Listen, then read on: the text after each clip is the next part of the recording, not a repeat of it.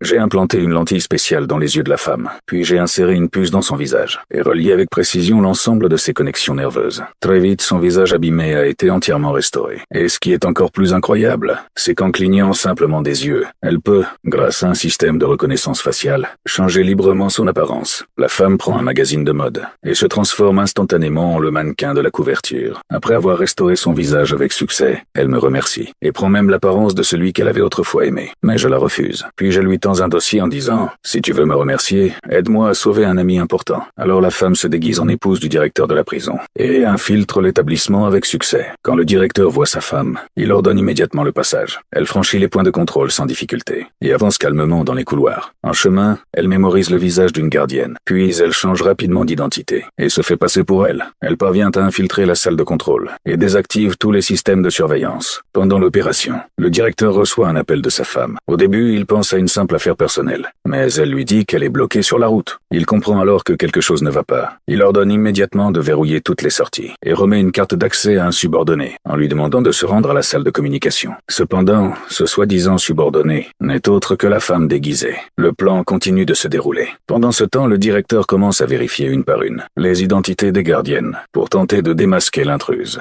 Au cours des contrôles, il remarque une gardienne étrangement calme. Il lui attrape le visage et le tourne brusquement, mais découvre qu'il s'agit bien d'une vraie personne. Sorry about that, Meredith.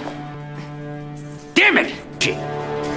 Il se précipite alors dans le couloir, et à ce moment-là, sa véritable épouse apparaît devant lui, mais il la prend pour l'intruse. Il sort son arme et lui ordonne de se mettre à terre. Au début, elle pense qu'il plaisante, mais en voyant son expression, elle obéit et s'allonge au sol. Pendant ce temps, la véritable infiltrée est déjà dans les cellules et retrouve l'ami du scientifique. Lorsqu'elle reprend son identité d'origine, l'homme se lève, bouleversé. Ainsi, elle réussit sa mission et parvient à sauver la cible avec succès.